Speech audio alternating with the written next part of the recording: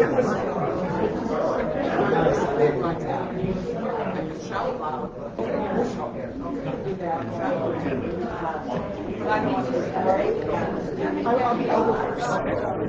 morning, everybody. We'll ask you to quiet down a little bit. We're going to talk to you today about the Communication Committee and what they do. Lorene, Lori, and Wendy. Yeah. Good morning, everybody. On your table is a Did You Know? There's two of them you can share. And these are all the forms of communication that we do here at the church. When Lorene, Wendy, and I sat down to try to figure out, okay, what are all our forms? We did not realize how many there are. We're not going to speak to all of them, but I wanted to just point out a couple of them. The first one is, you see that bulletin board? Peggy, say hi. Right by Peggy. Maybe we need to stress that somebody is speaking, and it's hard to hear the person speaking when other people are speaking at the same time. So thank you. At the bulletin board, that board is a resource to put up different events and information, activities, opportunities going on in our community. Then by the church office, there's a whole nother board, and that board talks about the activities of this church specifically. It has the minutes, it has our council information, committee information, and a whole bunch of other information. Then down the hallway is another board, and that's our missions board. That board speaks to the missions that the mission team is focusing on, or opportunities that you can participate in as well. And then right across from the missions board is another board, and that board has opportunities from the ARDC, opportunity for learning and understanding programs that are offered for elderly, for people with dementia, any kind of health situation, and it's there, it's a resource. I know we are so used to going up and down the hallway, we might not even pay attention or see what's on those boards. So today we just wanted to point that out. The other form of communication that we have is the gray file boxes. Peggy, you are standing in an awesome spot today. Can you showcase those gray? Thank you. You're awesome, Dana. Those are in alpha order based on your last name, and there is a file folder in there with every member's name on it, and you can use that to communicate, put a card in, drop any kind of information off in those file folders, and that's a great reference. You should really kind of check that, because sometimes there's information in there where people want to give something special or a card for someone special, and then all of a sudden it's like a month later and they realize, oh, there it is. So check that out. And let's see, the other area I wanted to talk about is we have our church directory. And that's a paper copy directory with all our church family on it. Not all necessarily members, it's all church family. And that usually has the address and phone number and email address, so that if we want to reach out to someone, show care, or to communicate, we have that. But I do need everybody to let me know your updates. So if you have changed an address from a street to a P.O. box or vice versa, changed your phone number, changed your email, let me know, and then I can keep that information updated. I work on the bulletin. If there's information in the bulletin, just let me know that by end of day on Tuesday. But otherwise, that's the areas I just wanted to talk about today. But we've got Wendy here who's going to talk some more about our newsletter. Okay. Green was next. That's okay. I'm going to talk about several things. The newsletter is one of them. So we have been communicating with our newsletter for a long time. I took it over from Jim Hornbrook, I don't even know, about 6 years ago. And hopefully you guys enjoy what's in there. I'm always looking for a way to capture what's happening next. I honor the things that we've done, and I love putting in thank yous. So if you have things that you're thankful for or things that happen, I love putting in the church family connection. So if you have something to add or something that you're doing that you think the church family would enjoy, please let me know. I try to keep you updated on all of the things that are happening both in the church and in the community. There is a lot of stuff going on in here. If you're bored in this church, in this community, you're not looking because there's so much stuff happening, and I try to keep you updated on that.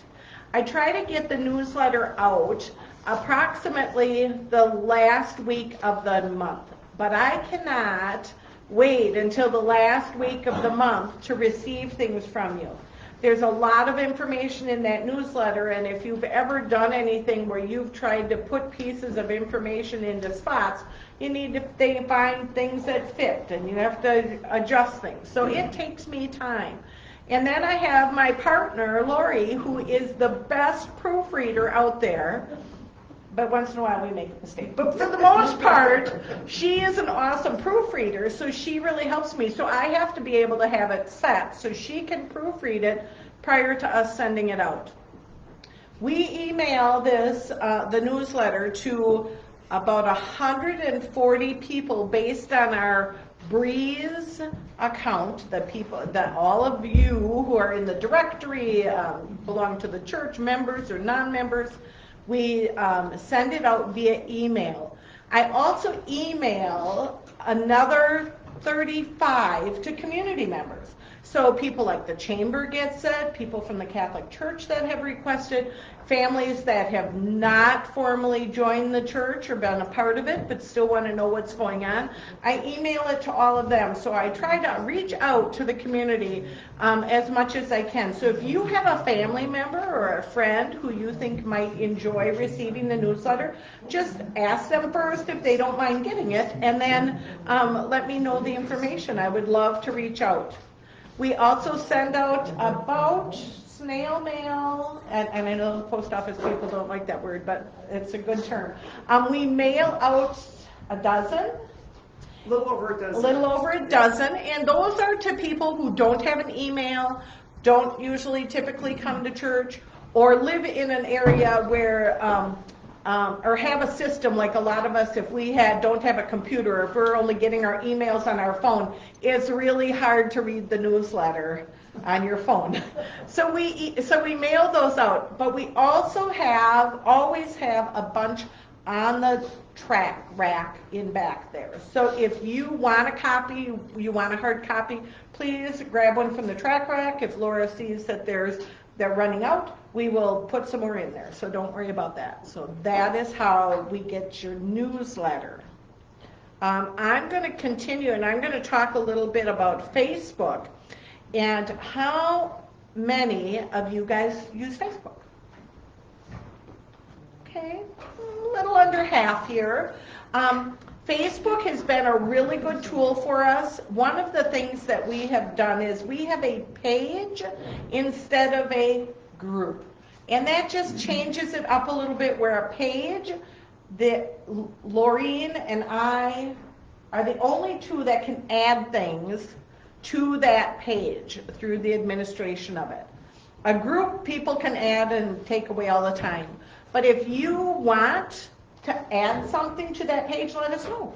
We certainly love to put everything and anything in there that's related to the church and the community. You will see that we will add special events that are happening in the community, the things about the scholarships, things about, I don't know, the fire department, and all the things going on in church. When we started doing Facebook Live during COVID, it was an awesome outreach. We do Facebook Live. You see me up there with the camera and the computer and all that. We can always use a helping hand. It's easy if anyone wants to volunteer.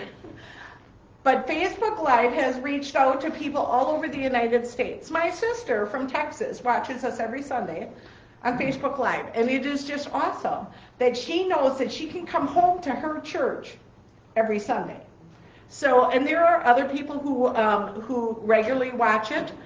Once it is off of Facebook Live, we have a YouTube channel, and the information goes from the Facebook Live to our website to our YouTube channel. So that reaches anyone who goes in there and types in Community Church of Boulder Junction YouTube page. So anyone in the world can be touched by our services and the things that we're doing.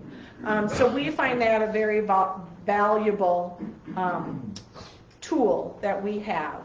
One thing I do want to say is if you are on Facebook or if you would like to get notifications on our page, you have to like our page. And I think there's a like and a follow. I spoke with our social media guru, Sherry Sanderson from the library, and she said Facebook with its meta and all that is doing lots of weird things. So if you have used to receive notifications when we were doing something on Facebook and you're not getting that anymore, be sure you go back in and like it again or follow it again. Check that out. If you need help with that, let us know. We can help you make sure that you're set up on Facebook correctly so that when we are doing something like this, right now I am live on Facebook. See it? Vanna over here, the other Vanna, or Susie, she could be watching us right now. So even these things will be reached out. But if you're not receiving the notification, it might be that you're not set up quite in that situation. The last thing that I wanted to touch base with was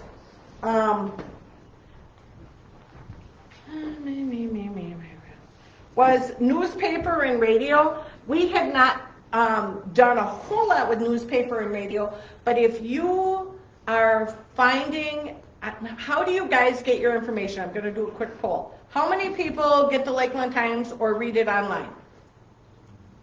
Okay.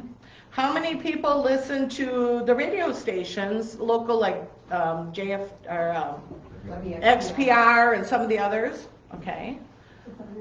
Very good. How many watch Channel 12 or watch the Channel 12 calendar of events? Okay. So those are three things that we can tap in when we have special events going on, like the community Thanksgiving dinner, like a party that I hear is coming up in December here sometime. December 17th, we're going to have a special party. So those are the other places that we will help to outreach to other communities. What about Twitter? We have not started a Twitter page, and that's the big question. You know, Twitter is not Twitter anymore, it's X. And I don't know all of that going on. We continue to research. The other thing that we do with Facebook and other things is that we want people who use those things to be able to come back and support our community. When we got Breeze, we were able to put online giving in place. And so we offer that to the people when they go to our Facebook page, that if they want, they can click onto our website and they can do online giving that way. So they're supporting the things that they're taking part of. So I think that's it, and I think Lorene has a couple of things to share. Yeah, I'll be brief. I just want to talk about the website and YouTube. So the process is that after Facebook Live is done, Wendy uploads that video to YouTube, so you can get it almost instantly on YouTube. And then when I get home in the afternoon, I link it to the website. So YouTube, you can see any sermon going back as far as you want, and communications committee stuff. There are even some old funerals that were broadcast on there. So if a loved one has passed away and that service was recorded, that video is still out there. The website has a link to YouTube, so if you go to the website, click on that link that's on the worship page there, you'll actually go to Facebook and be viewing the Facebook video. Or later on today, the communications video will be out there. Lots of good information on the website. There's a giving button directly right on the home page that you can give through Breeze using the website. Documents like our Constitution, the last annual meeting, all those documents are out there.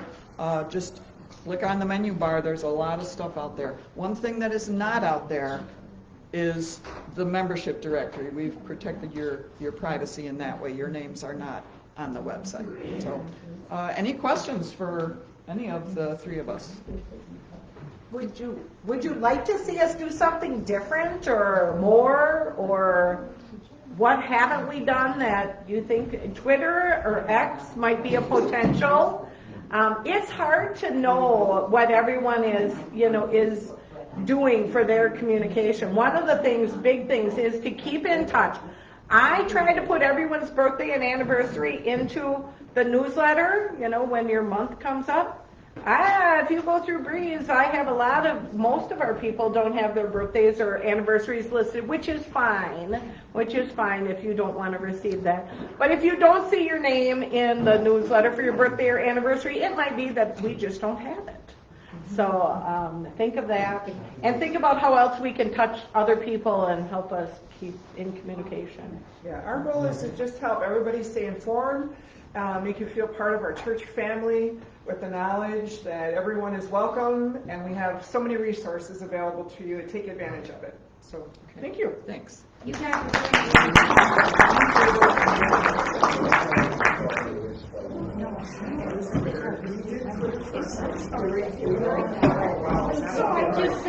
are